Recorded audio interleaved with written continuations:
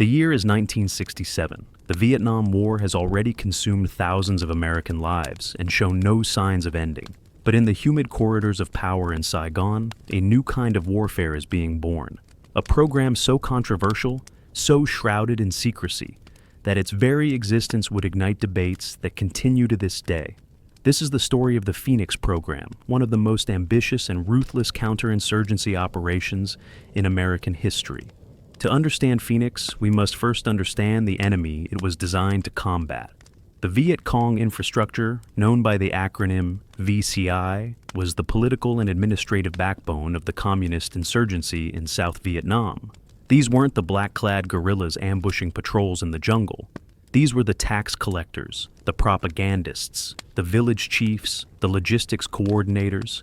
They were the shadow government that made it possible for the North Vietnamese and Viet Cong forces to operate in the South.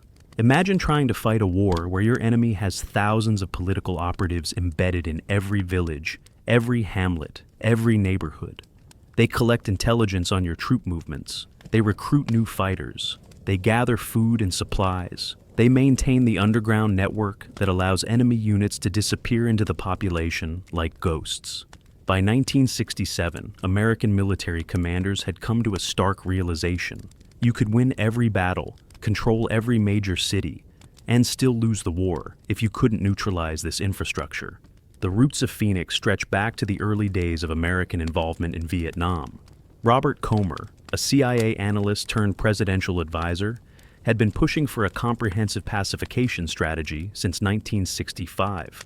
Comer was a bulldog of a man, abrasive and brilliant in equal measure. His colleagues called him Blowtorch Bob for his aggressive style.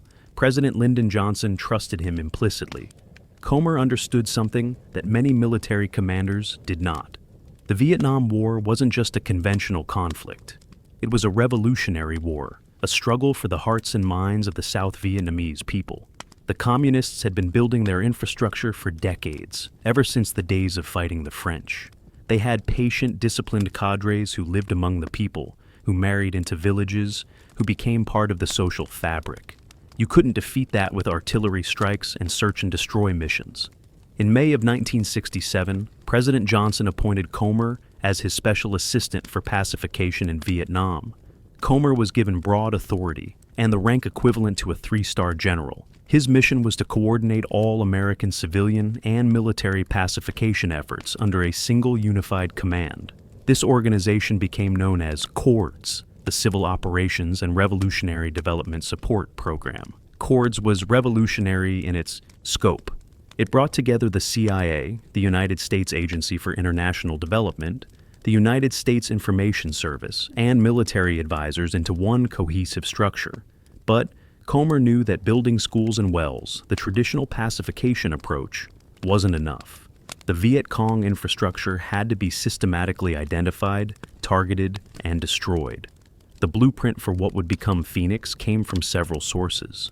The CIA had been running various counterinsurgency programs since the early 1960s. The South Vietnamese government had its own intelligence services, though they were notoriously corrupt and inefficient. The British had successfully defeated a communist insurgency in Malaya in the 1950s, using similar tactics. Comer and his team studied all of these precedents. But there was a crucial difference in Vietnam. In Malaya, the insurgents were ethnically Chinese and thus easy to identify within the predominantly Malay population. In Vietnam, the Viet Cong infrastructure looked exactly like everyone else. They were Vietnamese operating among Vietnamese. There were no clear ethnic or religious markers. This made the intelligence challenge exponentially more difficult. The man chosen to head up the intelligence side of this operation was William Colby. Colby was already a legend in CIA circles. He had parachuted behind enemy lines in occupied Norway and France during World War II as part of the Office of Strategic Services. After the war, he joined the CIA and became one of its most skilled operatives. By 1968, when he took charge of Phoenix, Colby was the CIA station chief in Saigon. Colby was different from the stereotypical CIA man. He was soft-spoken, intellectual, and deeply thoughtful about the moral implications of intelligence work.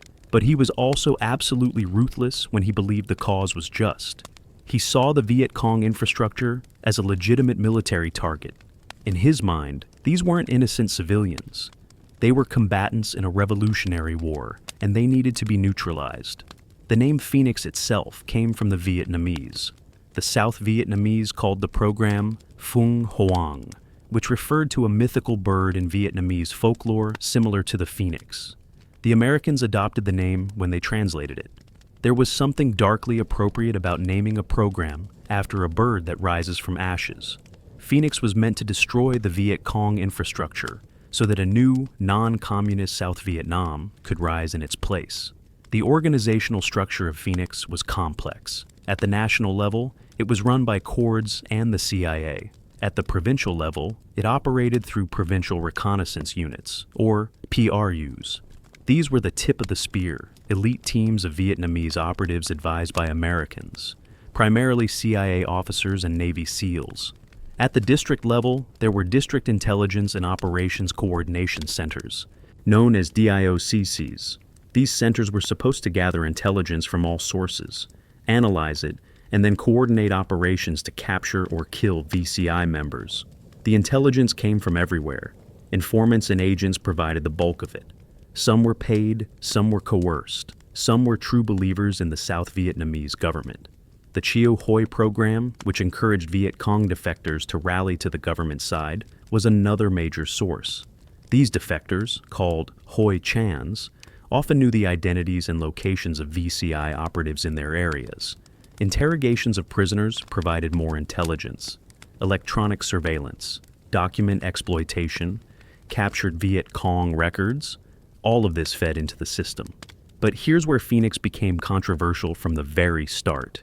The program wasn't just about arresting VCI members and putting them on trial, it was about neutralization.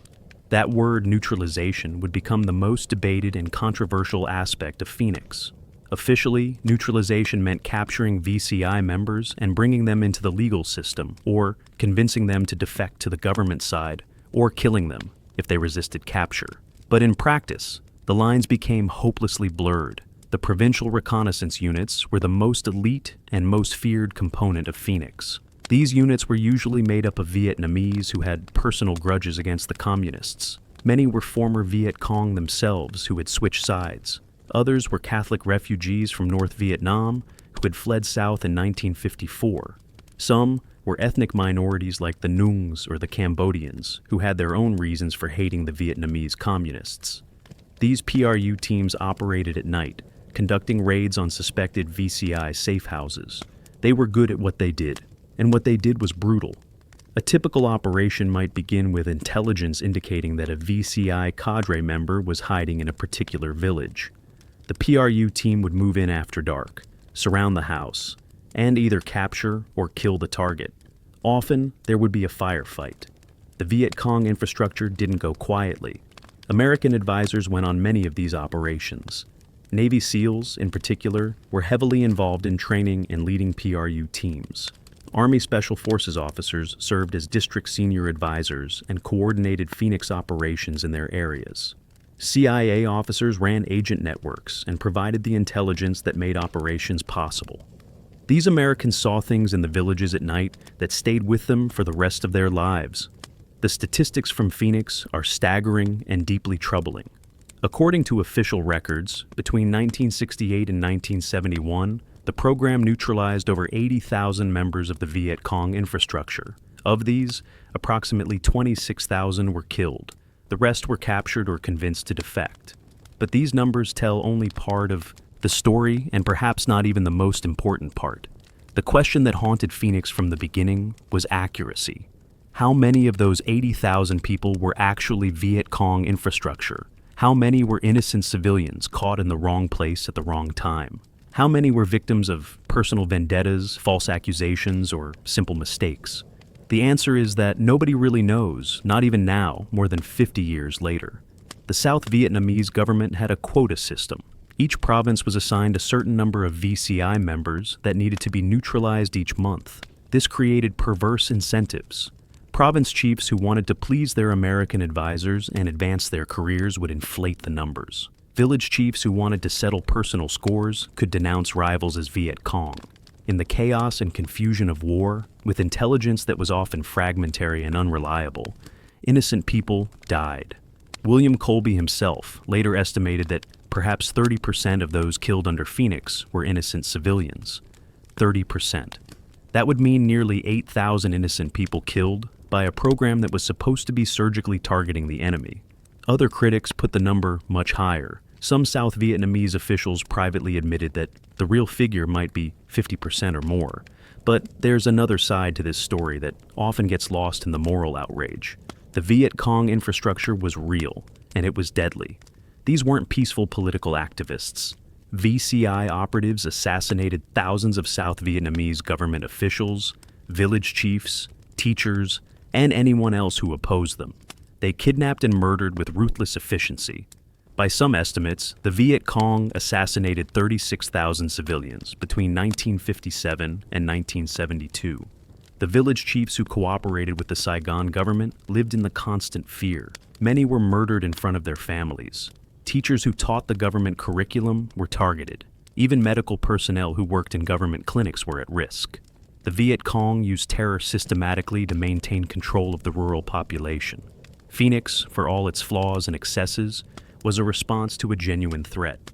The Americans involved in Phoenix saw themselves as fighting fire with fire. They argued that conventional military operations had failed to make a dent in the Viet Cong infrastructure. Bombing campaigns hadn't worked. Search and destroy missions hadn't worked. The only way to defeat a clandestine revolutionary organization was with your own clandestine counter-revolutionary organization. Fight shadows with shadows. One of the most controversial aspects of Phoenix was the legal framework, or rather the lack of one. South Vietnam was nominally a democracy with a legal system, but that system had broken down in much of the countryside. The Viet Cong controlled large areas at night, even if government forces held them during the day. Trying to arrest VCI members and put them through the normal legal process was often impossible and sometimes suicidal, so Phoenix operated in a legal gray zone. PRU operations were essentially assassination missions, though the Americans involved bristled at that term. They preferred to call them direct action operations or neutralization missions. The targets were identified through intelligence, approved at the province or district level, and then the PRU teams went out to get them. There were no warrants, no arrests, no trials, just intelligence and action. The South Vietnamese government tried to create a legal framework for Phoenix. They established province security committees that were supposed to review cases and issue detention orders for suspected VCI members. They set up detention centers where captured VCI members could be held. They even created special military courts to try VCI cases. But in practice, these institutions were overwhelmed, understaffed, and often corrupt. Detention centers became notorious. The most infamous was the prison on Con Son Island, where suspected VCI members were held in brutal conditions. American journalists who visited Con Son in 1970 discovered prisoners being held in tiny underground cells called tiger cages, barely able to stand, covered in their own filth. The photographs caused a scandal back in the United States. Members of Congress demanded investigations. The moral foundation of Phoenix, already shaky, began to crumble. But in 1968 and 69, when Phoenix was ramping up, these scandals were still in the future. American officials in Vietnam believed they had finally found a strategy that could work. After the Tet Offensive in January of '68, when the Viet Cong launched coordinated attacks across South Vietnam, there was a sense of urgency bordering on desperation. Something had to be done about the enemy infrastructure that had made Tet possible. The Tet Offensive was a military disaster for the communists. They suffered enormous casualties and failed to hold any of the cities they attacked. But it was also a political victory because it demonstrated that the enemy could strike anywhere, anytime, despite years of American promises that victory was just around the corner. The credibility of American strategy was shattered. Phoenix was supposed to help restore it. General Creighton Abrams, who took over as commander of American forces in Vietnam in mid-68, strongly supported Phoenix. Unlike his predecessor, William Westmoreland, who had focused on big unit conventional operations, Abrams understood the importance of pacification and counterinsurgency. He saw Phoenix as an essential component of what he called the one-war strategy. integrating conventional military operations with pacification efforts. The military commitment to Phoenix grew.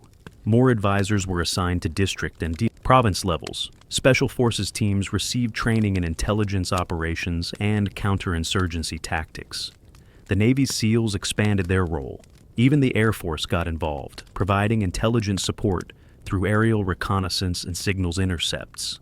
Phoenix became a truly joint operation, bringing together every branch of the American military with the CIA and civilian agencies. Training for Phoenix personnel was intensive. American advisors went through specialized courses on Vietnamese culture, language, and intelligence techniques. They learned how to recruit and run agents. They studied the structure and tactics of the Viet Cong infrastructure. Some took lie detector training to help screen informants. Others learned advanced interrogation techniques. The goal was to create a cadre of counterinsurgency experts who could match the communists at their own game. The Vietnamese personnel in Phoenix received training too, though it was often less comprehensive. PRU members went through commando courses that emphasized small unit tactics, night operations, and raids. District intelligence officers learned basic intelligence analysis. Interrogators received instruction in extracting information from prisoners. But the quality of training varied wildly from province to province, depending on the skill and commitment of the American advisors. By the end of 1968, Phoenix was operational across all 44 provinces of South Vietnam. Thousands of Americans and tens of thousands of Vietnamese were involved. Intelligence centers were humming with activity. PRU teams were conducting operations every night. Detention centers were filling with suspects.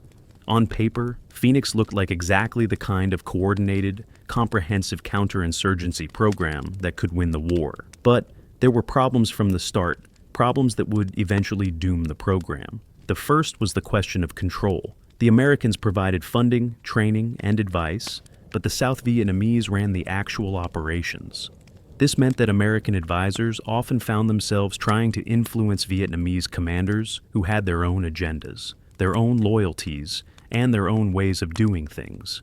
Corruption was endemic in the South Vietnamese government, and Phoenix was no exception. Province chiefs used Phoenix resources to eliminate political rivals. Police officers used Phoenix Detention Authority to extort money from families of suspects. Informants fabricated intelligence to get paid or to settle personal scores.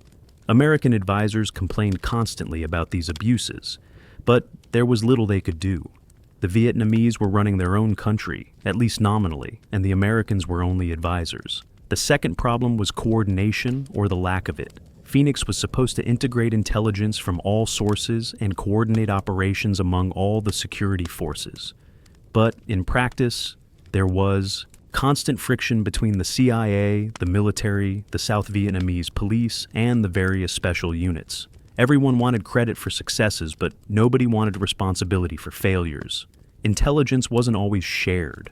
Operations weren't always coordinated. The system that looked elegant on organizational charts was chaotic in reality. The third problem was the most fundamental. The Viet Cong infrastructure was a moving target. When Phoenix targeted VCI members in one area, they would simply move to another area. When one cadre member was captured or killed, another would take their place. The communists had been building their organization for decades. They had deep roots in Vietnamese society. They had patience and resilience that matched or exceeded anything the Americans and South Vietnamese could muster. Some American advisors began to question whether Phoenix could ever truly succeed. They saw the same faces on targeting lists month after month, because VCI members who were supposedly neutralized kept reappearing. They watched as captured VCI members were released from detention centers due to lack of evidence or overcrowding, only to return to their old positions. They realized that even if Phoenix killed or captured every single VCI member tomorrow, the communists would just rebuild the infrastructure the next day. But in 1968 and 69, the American commitment to Phoenix remained strong. The program was expanded and refined. New techniques were introduced. More resources were allocated. William Colby traveled throughout South Vietnam, inspecting Phoenix operations, pushing for better intelligence and more effective action. He believed that Phoenix could work if it was given enough time and support. There were success stories. In some provinces, aggressive Phoenix operations significantly weakened the Viet Cong infrastructure. Villages that had been under communist control for years began to side with the government. Tax collection by the Viet Cong declined. Recruitment of new fighters slowed. Local government officials felt safer. In these areas, Phoenix demonstrated that targeted counterinsurgency could produce results. But these successes were uneven and often temporary. What worked in one province might fail in another. A dynamic American advisor might achieve impressive results in his district, but when he rotated home after his one-year tour, his replacement might undo all his work. The constant turnover of American personnel was a chronic problem. Just as advisors figured out how things really worked, they were sent home and replaced with newcomers who had to start learning from scratch. The year 1969 was the peak of Phoenix in terms of resources and personnel. President Richard Nixon had taken office promising to win the war or negotiate an honorable peace. His national security advisor, Henry Kissinger, supported counterinsurgency efforts as part of a comprehensive strategy to strengthen the South Vietnamese government before American forces withdrew. Phoenix fit perfectly into this Vietnamization policy. More than 600 American military and civilian personnel were directly assigned to Phoenix at the province and district levels. Thousands more supported the program in various capacities. The South Vietnamese assigned approximately 40,000 people to Phoenix-related activities, including PRU members, police special branch officers, and military intelligence personnel. This was a massive commitment of resources for a counterinsurgency program. The intelligence database that supported Phoenix grew to enormous size. Files on hundreds of thousands of suspected VCI members and sympathizers were maintained at national, provincial, and district levels. The problem was that much of this intelligence was outdated, unreliable, or simply wrong. The South Vietnamese intelligence services were notorious for padding their files with questionable information. Distinguishing between hardcore VCI cadres and part-time sympathizers or innocent civilians was often impossible. Targeting decisions were supposed to be made carefully based on multiple sources of intelligence that were corroborated and verified. But in practice, the pressure to produce results meant that operations were sometimes launched on flimsy evidence. A single informant report might be enough to put someone on a target list. A rumor could become the basis for a raid. In the confusion and paranoia of war, prudence often gave way to expediency. This brings us to one of the most controversial aspects of Phoenix, the so-called assassination question. Critics of the program, then and now, charge that Phoenix was essentially an assassination program, a systematic campaign to murder political opponents without trial. Defenders of Phoenix argue that these were legitimate military operations against combatants in a war zone, no different than calling in an artillery strike on an enemy position. The truth lies somewhere between these two positions, and it's more complicated than either side usually admits. Some Phoenix operations were legitimate combat actions. A PRU team might raid a house where VCI cadres were meeting to plan attacks. A firefight would ensue. The VCI operatives would be killed in combat. These were, by any reasonable definition, lawful military operations. But other operations crossed lines that even the Americans involved found troubling. There were accounts of PRU teams killing suspects who were trying to surrender. There were reports of torture during interrogations. There were instances where entire families were killed during raids, not just the targeted individuals.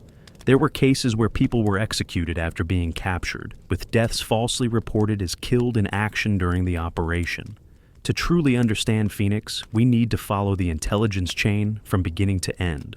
Let's walk through a typical operation, understanding that typical is perhaps the wrong word, because every operation was unique, shaped by local conditions, available intelligence, and the personalities of the people involved. It starts with an informant. In a village somewhere in the Mekong Delta, a man approaches a government official. Perhaps he's motivated by money. Perhaps he's settling a score with a neighbor. Perhaps he genuinely opposes the Viet Cong. His motivation matters less than his information. He tells the official that a certain person in the village is a VCI tax collector. He provides details: the target's name, where he lives, when he's usually home, who he associates with. This information flows to the District Intelligence Center. There, an American advisor and his South Vietnamese counterpart evaluate it. Is the source reliable? Has he provided good information before? Does his report match other intelligence they have? They check their files. They cross-reference with other sources. If the information seems credible, they add the target to their database and begin building a case. More intelligence is gathered. Perhaps a Chio Hoi defector confirms that the target is indeed VCI. Perhaps documents captured in a raid mention the target's name. Perhaps surveillance shows the target meeting with known communist sympathizers. Slowly, a pattern emerges. The target moves up the priority list. A decision is made. This person needs to be neutralized. Now the operation is planned. Will they try to capture the target for interrogation? Or is the location too dangerous, the target too important, making a direct action mission necessary? If capture is the goal, the regular police or militia might handle it. But if the target is likely to resist, or if speed and violence are required, the mission goes to the Provincial Reconnaissance Unit. The PRU team is briefed. They study maps and aerial photographs. They memorize the layout of the target's village, the location of his house, the routes in and out. They plan for contingencies. What if there's a firefight? What if the target isn't home? What if there are civilians in the way? The briefing might last hours. Good intelligence is worthless without good planning. They go in at night, always at night. The PRU team might be a dozen men, sometimes more. They move silently through the darkness, avoiding roads, using canals and rice paddies for concealment. They know the Viet Cong have their own security networks. One wrong sound, and their target might disappear into a tunnel or escape across a river. They surround the house. The team leader gives a signal. They rush in, kicking down the door. Flashlights sweep the interior, shouting in Vietnamese. Women screaming, children crying. And there, in the corner, or trying to run out the back, is the target. What happens next depends on dozens of variables. Does he surrender? Does he reach for a weapon? Is the PRU team in the mood to take prisoners? If he's captured, he's zip-tied and hooded. The team searches the house, looking for documents, weapons, anything that might provide more intelligence. They question family members. Sometimes they find what they're looking for: communist literature, or lists of names or money for the revolution. Sometimes they find nothing. Either way, the target is taken back to the district center for interrogation. The interrogation might last days or weeks. Officially, the Geneva Conventions applied and the torture was forbidden. In reality, interrogations in Vietnam often cross the line. Sleep deprivation, stress positions, beatings, waterboarding, these techniques were used. American advisors knew it was happening. Some participated. Others looked the other way. The standard justification was that lives were at stake. If this VCI member knows where an attack is planned or where weapons are hidden, doesn't the interrogator have a duty to extract that information by whatever means necessary? Information obtained through interrogation fed back into the intelligence cycle. Names mentioned under duress became new targets. Locations of safe houses led to new operations. The Phoenix program was designed to be self-sustaining, each success generating intelligence for the next operation. In theory, this created a virtuous cycle that would eventually dismantle the entire Viet Cong infrastructure. In practice, it was far messier. False confessions extracted through torture led to false operations against innocent people. VCI members who broke under interrogation sometimes gave up low-level operatives while protecting the really important cadres. The intelligence picture was always incomplete, always murky. American advisors learned to trust nothing completely and to verify everything when possible. Let's look at specific examples. In Quang Ngai Province in 1969, a PRU team led by an American Navy SEAL advisor conducted a raid based on intelligence that a VCI district committee was meeting in a village hamlet.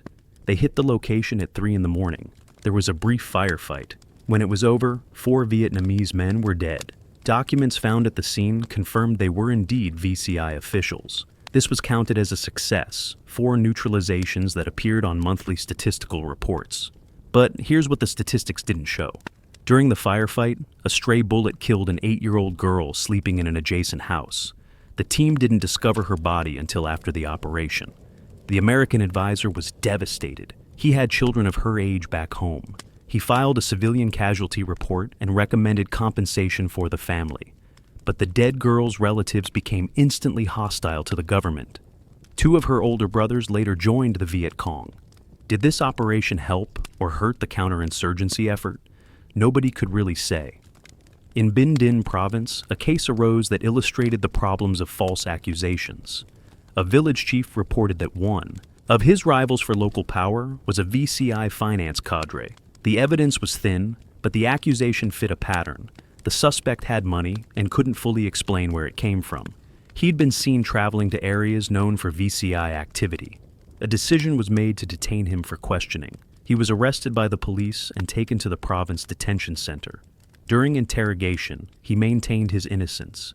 He said the village chief was lying, that this was a personal vendetta.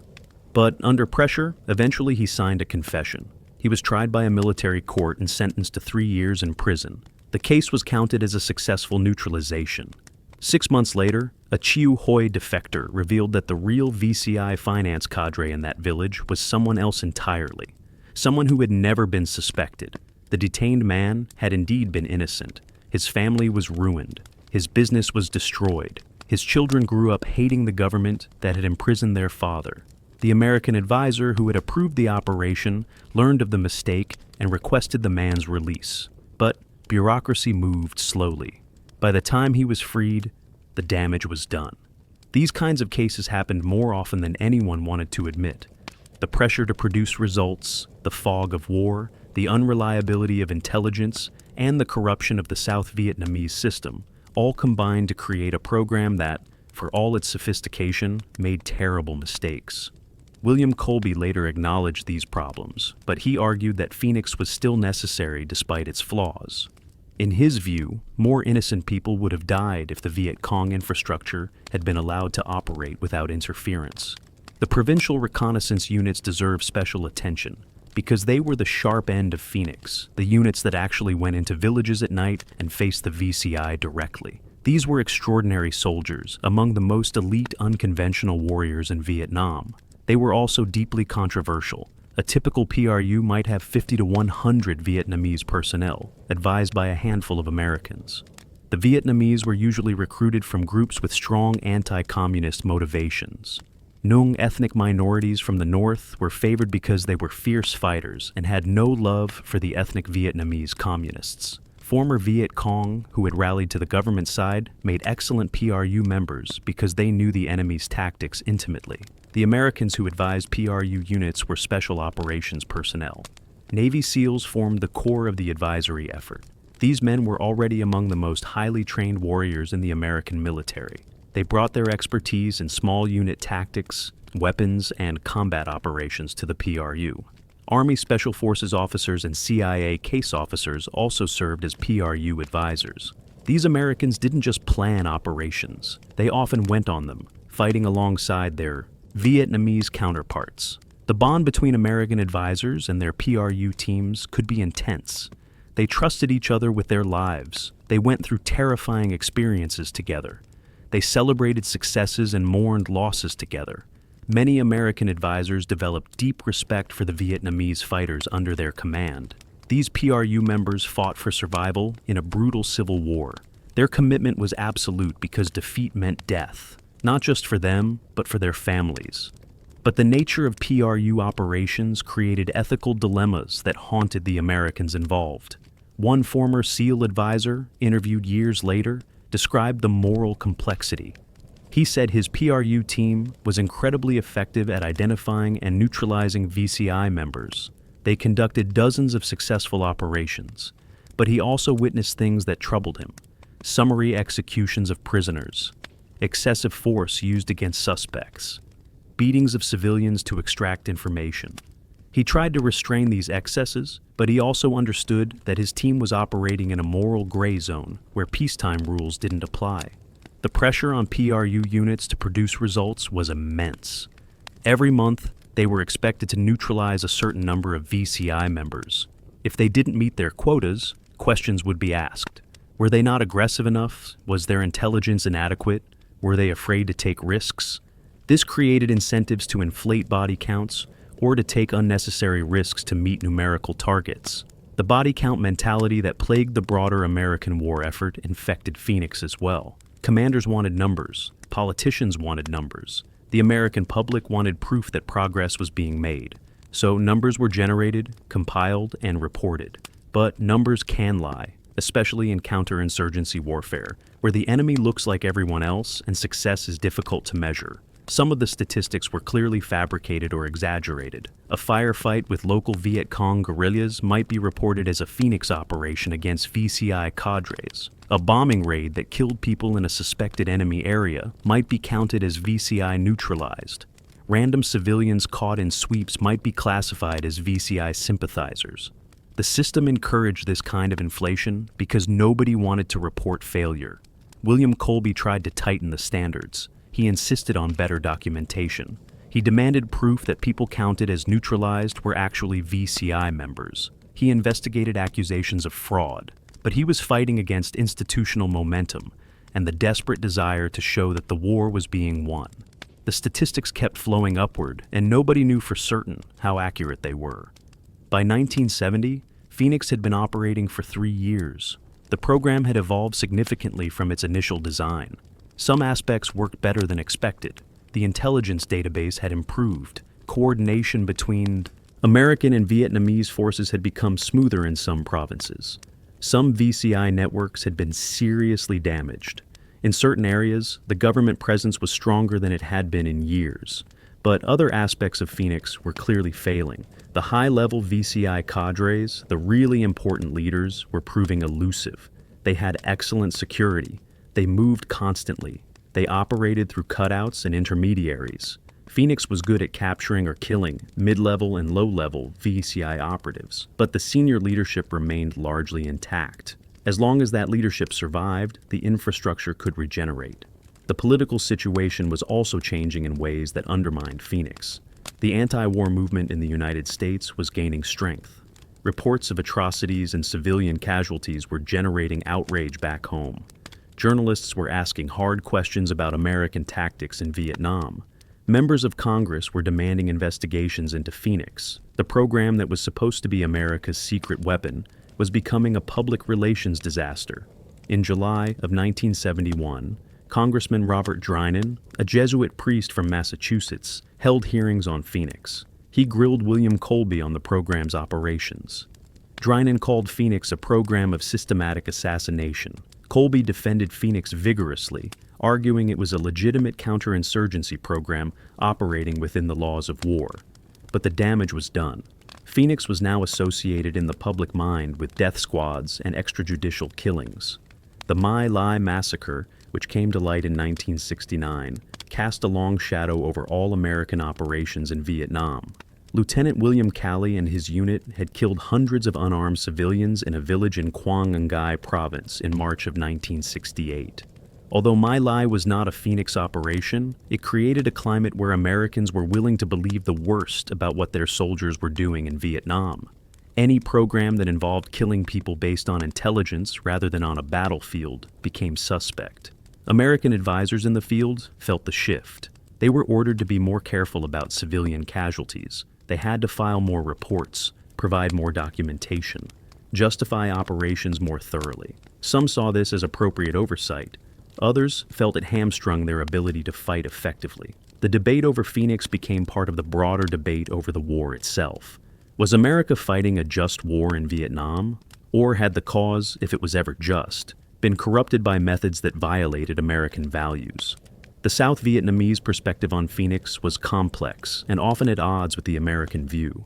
For many South Vietnamese officials, Phoenix was simply another tool in their struggle for survival. They had been fighting the communists since the 1940s. They understood the Viet Cong infrastructure better than any American could. They knew these weren't abstract targets in an intelligence file. These were the people who collected taxes at gunpoint, who recruited teenagers into the guerrilla forces, who assassinated government officials and teachers and village chiefs. From the South Vietnamese perspective, the Americans were often naive about the nature of the war. American advisors rotated out after a year, just when they were becoming effective.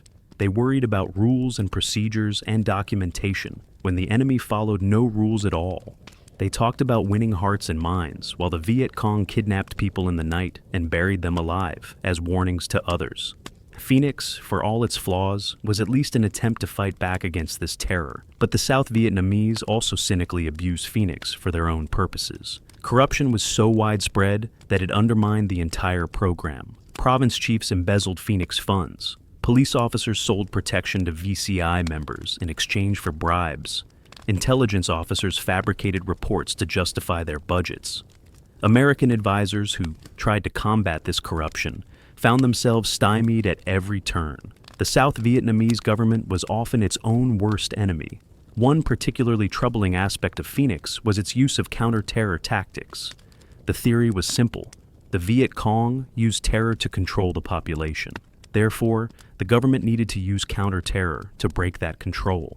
This meant not just targeting VCI operatives, but demonstrating to the population that the government could protect them and punish those who supported the communists. In practice, this sometimes led to atrocities. There are documented cases of PRU units conducting operations explicitly designed to terrorize. They would kill a VCI member and leave the body in a public place as a warning. They would round up suspected VCI sympathizers and execute them in front of villagers. They would burn houses suspected of sheltering VCI operatives. The message was clear. If you support the Viet Cong, this is what happens to you. American advisors were divided on these tactics. Some believed they were necessary. The argument was that you couldn't defeat terror with kindness. The population needed to fear the government more than they feared the Viet Cong. Only then would they provide the intelligence and support necessary for victory. This was a dark and troubling logic, but it had its adherents among those who had watched the gentler approaches fail. Others found counter-terror morally repugnant and strategically counterproductive. They argued that every atrocity committed in the name of fighting the Viet Cong created new recruits for the enemy. They believed the war could only be won by genuinely improving governance and economic conditions, not by out-terrorizing the communists. These officers pushed back against the worst excesses of Phoenix, though with limited success. The role of torture in Phoenix. Interrogations remains one of the most controversial aspects of the program. Official American policy prohibited torture. The Geneva Conventions, which the United States had signed, forbade mistreatment of prisoners. Army regulations and CIA guidelines clearly stated that torture was not acceptable. But the reality in Vietnam was far removed from these official positions. South Vietnamese interrogators used torture routinely. Beatings were standard. Electric shocks were common. Waterboarding, though not called that at the time, was widely practiced. American advisors knew this was happening. Some participated directly. Others were present during interrogations where torture occurred. Still others simply accepted that their Vietnamese counterparts used methods that Americans officially condemned. The rationalization was always the same. This is war. The enemy doesn't follow the rules. If torturing one VCI member saves American or South Vietnamese lives, isn't that justified? The ticking time bomb scenario, though rarely encountered in reality, was invoked to justify routine abuse.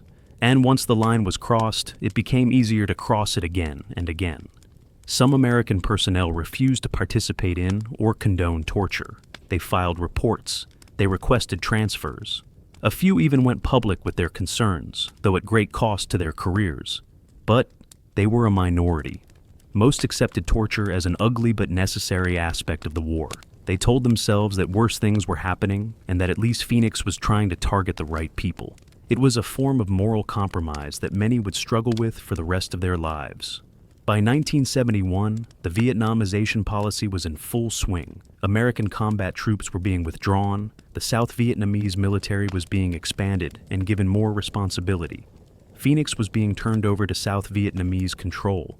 American involvement was supposed to transition from operational to purely advisory. This was the plan, but plans in Vietnam rarely survived contact with reality. The problem was that South Vietnamese security forces, for all their improvements, were still not capable of running Phoenix effectively on their own. Corruption remained endemic. Intelligence capabilities were still limited. Operational effectiveness varied wildly from province to province. In some areas, the program continued to function reasonably well. In others, it collapsed into little more than a shakedown operation, where police extorted money from people accused of being VCI. The withdrawal of American advisors was gradual. At the peak, there had been over 600 Americans directly involved in Phoenix. By 1972, that number had dropped to fewer than 100. The Americans who remained were spread thin. covering multiple provinces, trying to maintain standards and provide guidance with far fewer resources. They watched as programs they had built were corrupted or abandoned by their Vietnamese successors. Some of the stories from this period are heartbreaking. American advisors who had worked for years to build effective intelligence networks watched them unravel. PRU units that had been elite forces became gangs enriching themselves through looting and extortion. Detention centers became even more brutal as American oversight disappeared. The idealistic vision of Phoenix as a sophisticated counterinsurgency program gave way to a squalid reality of corruption and abuse. Yet, Phoenix did have real impacts on the Viet Cong infrastructure. Communist documents captured after the war revealed that VCI operations had indeed been seriously disrupted in many areas. The communists had to change their tactics, operating more carefully, trusting fewer people, moving their cadres more frequently. They acknowledged that Phoenix, for all its flaws, had hurt them. The question is whether it hurt them enough to justify the costs, both moral and practical. The Easter Offensive of 1972 provided a test. When North Vietnamese forces launched a massive conventional invasion of South Vietnam, the question was whether the South Vietnamese could hold. The fact that they did, with American air support, but largely without American ground troops, suggested that Vietnamization, including Phoenix, had achieved something. The South Vietnamese government still stood. Its security forces were still fighting. The Viet Cong infrastructure, while not destroyed, had been weakened enough that it couldn't support the kind of popular uprising the communists had hoped for. But this success was temporary and ultimately meaningless. The Paris Peace Accords signed in January 1973 effectively ended American involvement in Vietnam. Phoenix was formally terminated as an American program. The South Vietnamese continued something similar under different names, but without American support and funding, it was a shadow of what it had been. The writing was on the wall for the Republic of Vietnam. This brings us to the final phase of Phoenix and the American experience in Vietnam. In Part 3, we'll examine the collapse of South Vietnam, the legacy of Phoenix, the moral reckoning that followed, and what lessons, if any, can be drawn from this controversial program. We'll hear from the people who lived through it and ask whether Phoenix represents a cautionary tale or a misunderstood strategy that might have worked under different circumstances. Now, we must confront the hardest questions. What did Phoenix actually accomplish? What were its costs? And what lessons, if any, does it hold for us today? The Paris Peace Accords, signed in January 1973, were supposed to bring peace with honor to Vietnam. American prisoners of war came home. American combat forces withdrew. President Nixon declared that peace with honor had been achieved. But everyone knew the truth. The accords were a fig leaf covering American abandonment of South Vietnam. The war would continue, just without American involvement. Phoenix officially ended as an American program with the Peace Accords. The last American advisors left Vietnam in March 1973. The intelligence centers were turned over to the South Vietnamese.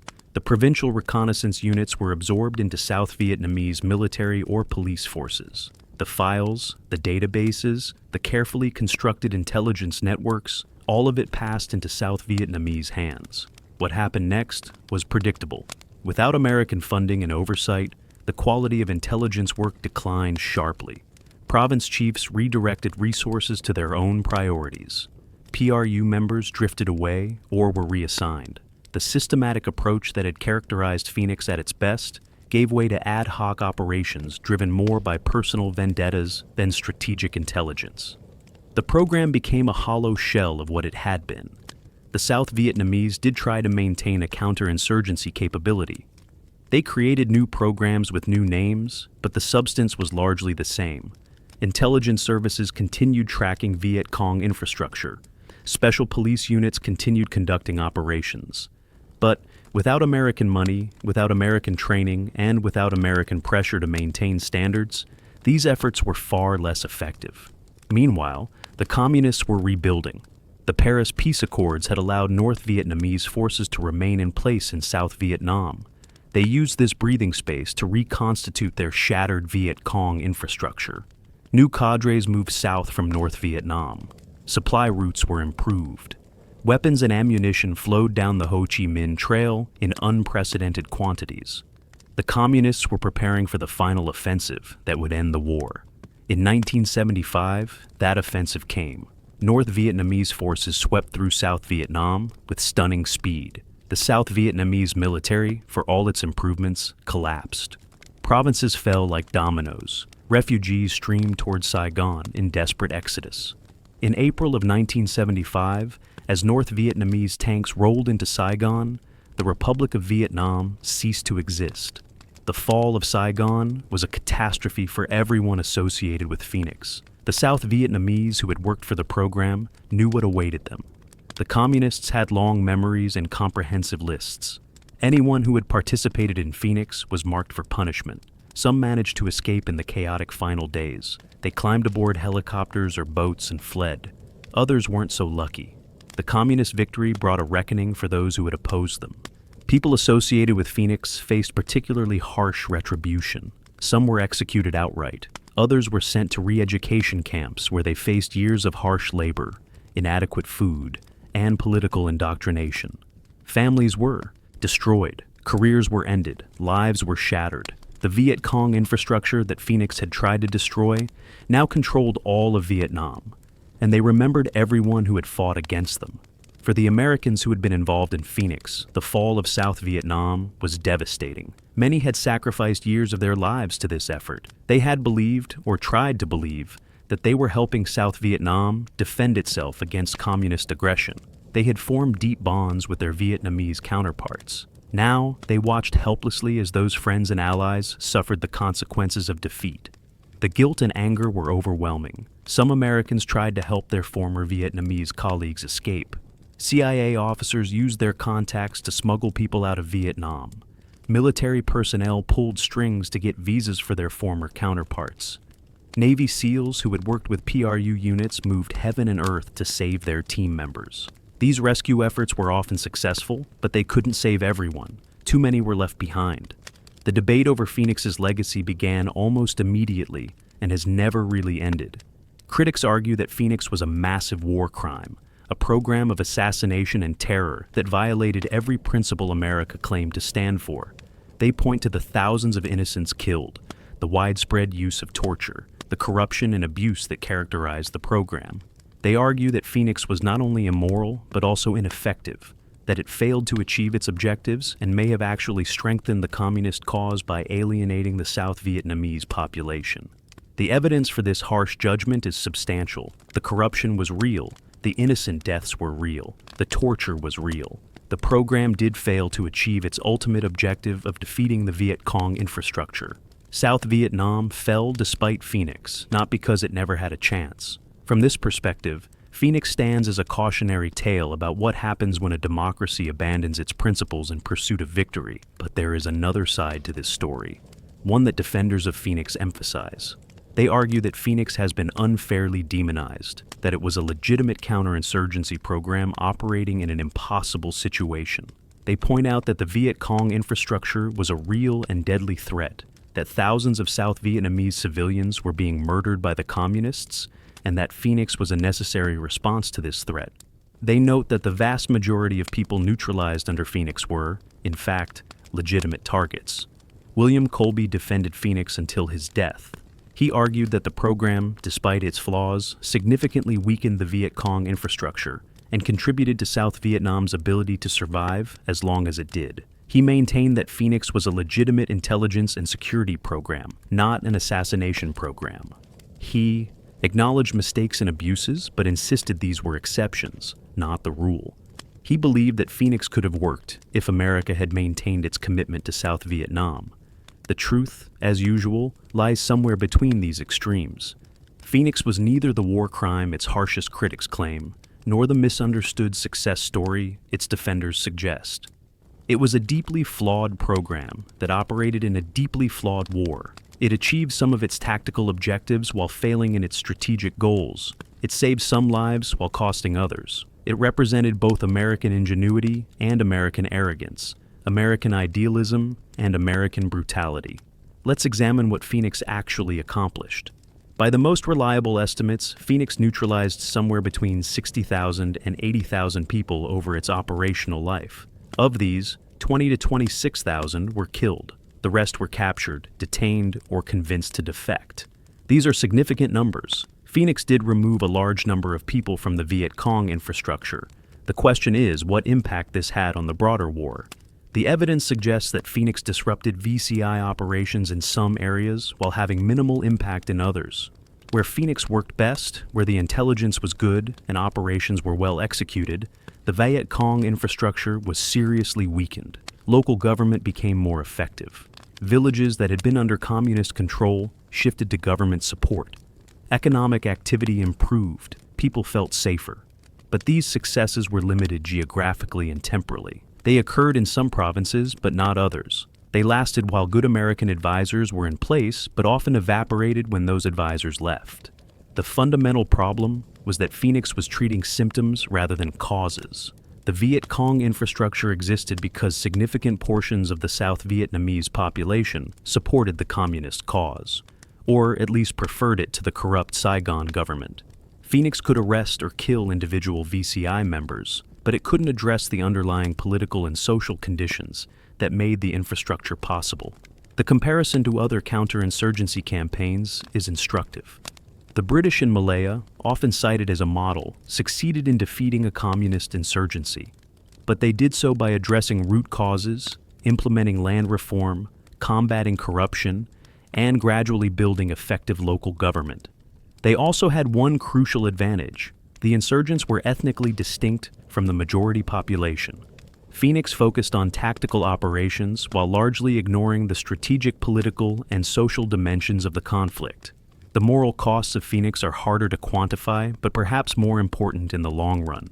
The program normalized torture, extrajudicial killing, and collective punishment in ways that damaged American values and institutions. Military personnel and intelligence officers learned that rules could be bent or broken when circumstances seemed to justify it. This lesson would resurface decades later in other conflicts, with troubling results.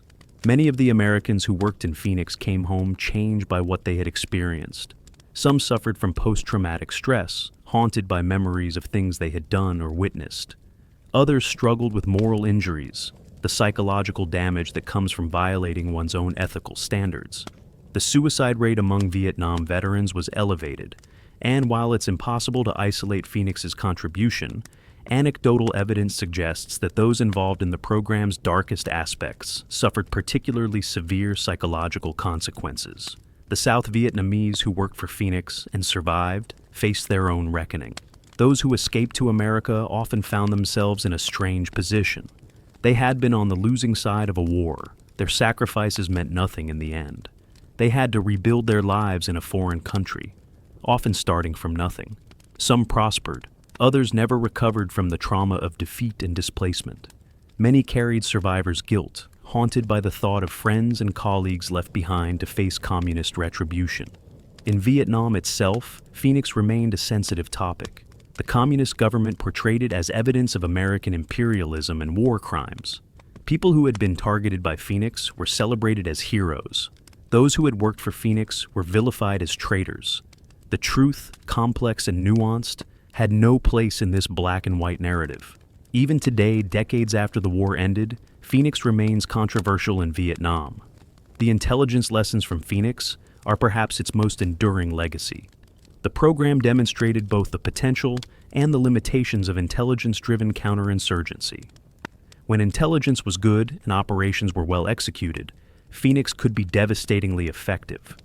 But generating good intelligence in a counterinsurgency environment is extraordinarily difficult. The target looks like everyone else. Sources are unreliable. The fog of war is perpetual. Phoenix also illustrated the dangers of quota systems and metric-driven warfare. The pressure to produce numbers led to inflated claims, false reports, and operations launched on inadequate intelligence. This is a lesson that should have been learned from the broader body count mentality in Vietnam. But it's one that keeps being forgotten. Numbers are easy to measure and report, but they often obscure more than they reveal in irregular warfare. The operational lessons are more ambiguous. Phoenix demonstrated that small, specialized units advised by highly trained personnel could conduct effective operations against clandestine networks. The provincial reconnaissance units, at their best, were superb at their mission. But PRU effectiveness varied wildly depending on personnel, leadership, and local conditions. Moreover, the tactical successes of PRU operations didn't necessarily translate into strategic victory. One often overlooked aspect of Phoenix is its impact on interagency cooperation. The program brought together the CIA, the military, and civilian agencies in an unprecedented way. This integration had both positive and negative consequences. On the positive side, it allowed for better coordination and information sharing.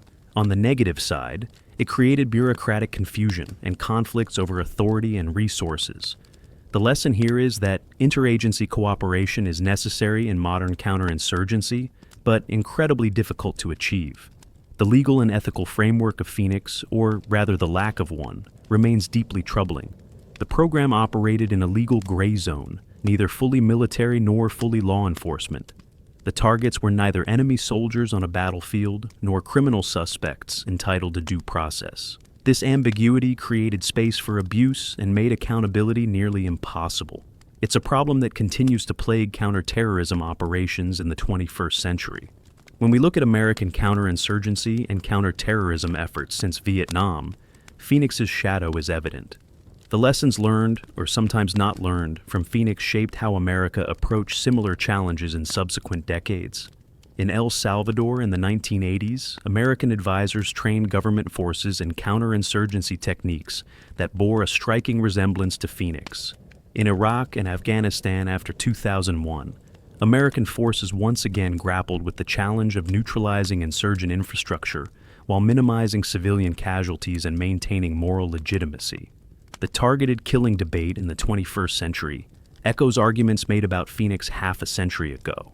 Is it legitimate to kill suspected terrorists based on intelligence rather than battlefield context? What level of certainty is required before lethal action is taken? What rights, if any, do targets have? How do we balance security needs against moral principles? These questions were never satisfactorily answered in the context of Phoenix, and they remain contentious today. Some aspects of Phoenix have been vindicated by subsequent events. The emphasis on intelligence gathering and analysis has become central to modern counterinsurgency doctrine. The importance of training and advising local forces, rather than relying solely on American combat power, is now widely accepted. The need for integrated civil-military operations has become conventional wisdom. In these ways, Phoenix was ahead of its time, but the core moral problems have never been resolved. How do you fight an enemy who hides among the civilian population without becoming like the enemy? How do you maintain democratic values while using undemocratic means? How do you balance the immediate needs of security with the long-term requirements of legitimacy? Phoenix failed to answer these questions, and that failure contributed to the ultimate defeat in Vietnam. The personal stories of people involved in Phoenix are often heartbreaking. There was the Navy SEAL who led dozens of successful PRU operations, saving countless lives, but who couldn't forget the face of a boy he'd killed during a raid, a boy who turned out to be reaching for a photograph, not a weapon. There was the CIA officer who built a brilliant intelligence network, only to watch it collapse into corruption when he rotated home. There was the South Vietnamese police officer who worked tirelessly to identify real VCI members, only to be sent to a re-education camp after the war, where he spent 10 years in brutal conditions. These stories don't fit neatly into simplistic narratives of good versus evil. The people involved in Phoenix were complex individuals operating in an impossible situation. Some were heroes, some were villains. Most were something in between, trying to do their jobs, trying to survive, trying to make sense of a war that often made no sense at all. Their experiences deserve to be remembered and understood, even when they make us uncomfortable. The South Vietnamese perspective on Phoenix is often forgotten in American discussions of the program. For South Vietnamese who supported their government, Phoenix was an essential tool for survival. They had watched the Viet Cong murder village chiefs, teachers, and local officials for years. They had seen the terror tactics used to control the population. Phoenix, whatever its flaws, at least tried to protect them and push back against communist control. The fact that it ultimately failed doesn't mean it was wrong to try. For South Vietnamese who supported the communists, or who were caught in the middle, Phoenix was something very different. It was a source of terror, a program that could destroy your life based on an accusation that might be false. It represented the worst aspects of the Saigon government, the corruption and brutality that drove people into the arms of the Viet Cong. These perspectives are also valid and deserve consideration. The documentary record of Phoenix is extensive but incomplete. The CIA declassified thousands of pages of documents about the program in the 1990s. Congressional testimony, military reports, and journalistic investigations have added to our understanding. But much remains unknown. The South Vietnamese records were largely destroyed when Saigon fell. Many operations were never documented. People who knew the truth have died. We're left piecing together a complex picture from fragmentary evidence. What we know for certain is that Phoenix was enormously controversial during its operation and has remained so ever since. It represented a particular approach to counterinsurgency, one that emphasized neutralizing enemy infrastructure through intelligence-driven operations. This approach achieved some tactical successes but failed strategically. The Viet Cong infrastructure was damaged but not destroyed. More importantly, Phoenix did nothing to address the fundamental political and social problems that made the insurgency possible in the first place. If there's an overarching lesson from Phoenix, it might be this. Counterinsurgency is fundamentally political, not military or intelligence-driven. You can capture or kill every insurgent, but if the underlying political grievances remain unaddressed, the insurgency will regenerate. The South Vietnamese government was corrupt, ineffective, and widely seen as illegitimate. Phoenix couldn't fix that. In fact, by sometimes making the government's brutality more efficient, Phoenix may have made the problem worse. The Vietnam War ended in defeat for the United States and South Vietnam. Phoenix was part of that defeat, though not its primary cause. The primary causes lay in the flawed strategy of the overall war effort, the political weaknesses of the South Vietnamese government, the determination of the North Vietnamese, and ultimately the unwillingness of the American public to support an indefinite commitment to a war that seemed increasingly futile. Phoenix was a tactical program that couldn't overcome these strategic realities. For the people who lived through Phoenix on all sides, the legacy is deeply personal. The American advisors who believed they were fighting for freedom had to reconcile that belief with the moral compromises they made. The South Vietnamese who worked for Phoenix lost everything when their side lost the war. The Viet Cong who were targeted by Phoenix remember it as terror and oppression. The civilians caught in the middle remember it as one more source of suffering in a war that brought suffering to everyone. One of the most thoughtful reflections on Phoenix came from Stuart Harrington, an Army intelligence officer who worked extensively with the program. Years after the war, he wrote that Phoenix was neither as effective as its defenders claimed, nor as criminal as its critics charged. It was, he argued, an imperfect tool applied to an immensely difficult problem by imperfect people in an impossible situation. It achieved some good, caused some harm, and ultimately fell short of its objectives. This seems like a fair assessment. The moral reckoning with Phoenix continues. Some argue that America must confront the dark chapters of its history honestly, acknowledging war crimes where they occurred and learning from mistakes. Others worry that excessive self-criticism dishonors the sacrifices of those who served and provides ammunition to America's enemies. This tension between honest accounting and national pride is not unique to Phoenix or Vietnam, but Phoenix crystallizes it in particularly sharp form. What would a full accounting of Phoenix look like? It would acknowledge both the genuine threat posed by the Viet Cong infrastructure and the genuine abuses committed in fighting that threat. It would recognize that many people involved in Phoenix acted with honorable intentions, while also recognizing that good intentions don't excuse war crimes. It would understand Phoenix in the context of its time, while also applying moral standards that transcend any particular era. Such an accounting would note that Phoenix was authorized by elected officials, implemented by career professionals, and supported by much of the American public during its early years. It wasn't the work of a few rogue operators. It represented American policy, approved at the highest levels. This makes the moral responsibility broader and more diffuse, but it doesn't make it any less real. It would also note that the communists committed extensive atrocities of their own, that the Viet Cong infrastructure murdered thousands of civilians, and that the war was brutal on all sides. This doesn't excuse American actions, but it does provide necessary context. Phoenix wasn't operating in an environment where one side was virtuous and the other villainous. It was operating in the moral chaos of a revolutionary war where all sides used violence against civilians. The question of whether Phoenix could have worked under different circumstances is impossible to answer definitively. Some argue that if America had maintained its commitment to South Vietnam, if corruption had been controlled, if the program had been implemented perfectly, Phoenix might have contributed to victory. Others argue that no amount of tactical excellence could overcome the strategic flaws of the American war effort. Both positions have merit. We'll never know what might have been. What we do know is what actually happened.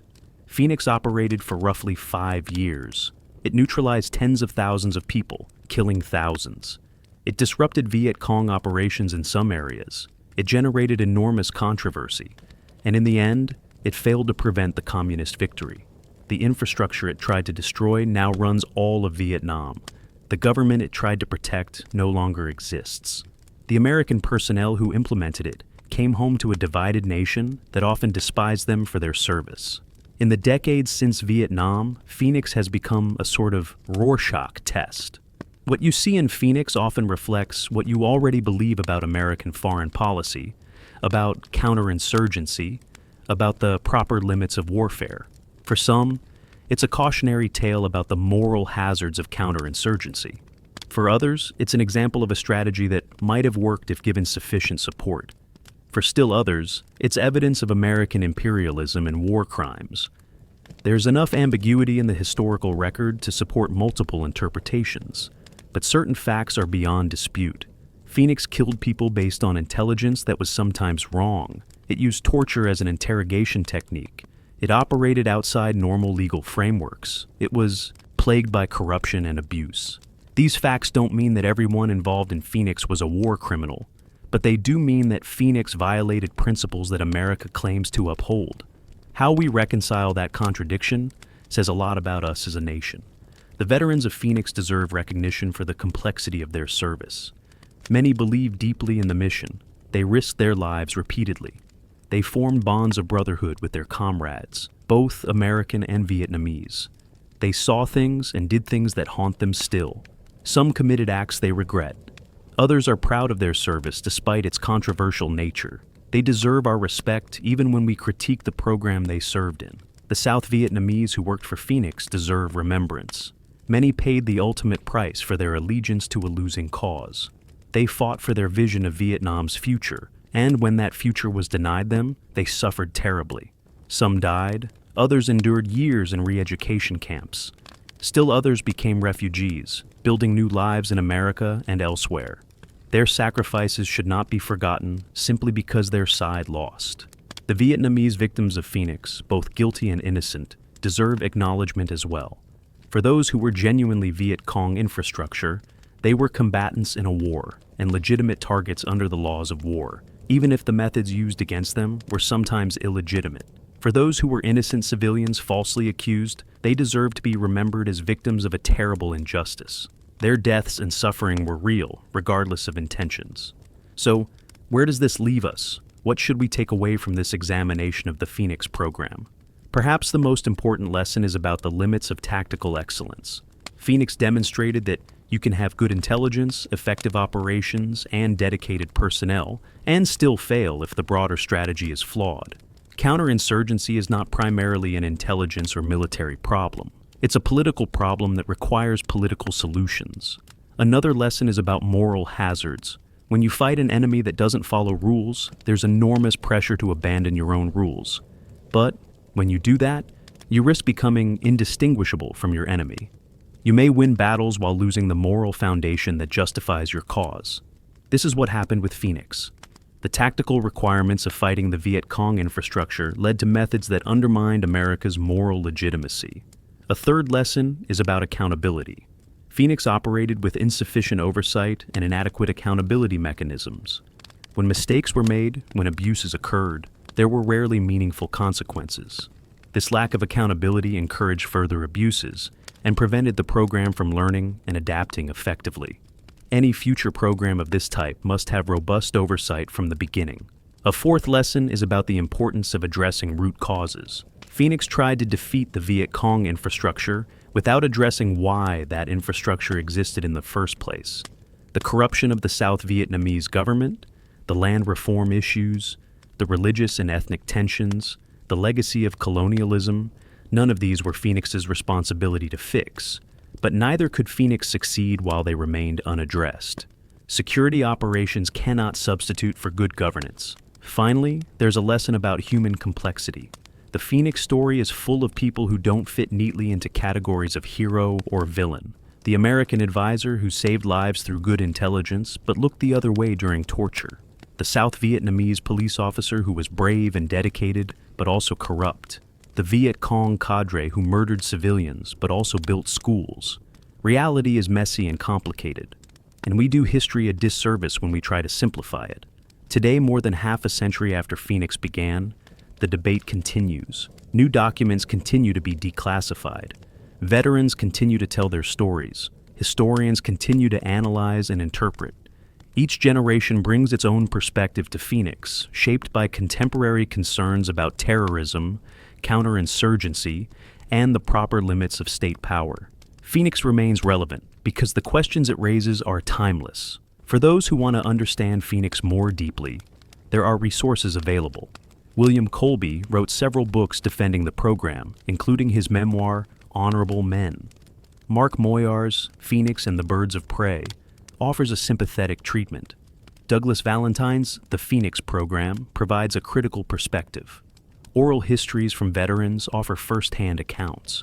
Vietnamese perspectives, though harder to find in English, provide essential balance. But perhaps the best way to understand Phoenix is to recognize it as a tragedy. A tragedy of good intentions leading to terrible consequences. A tragedy of brave people caught in an impossible situation. A tragedy of a program that failed both morally and strategically. A tragedy of a war that should never have been fought the way it was fought.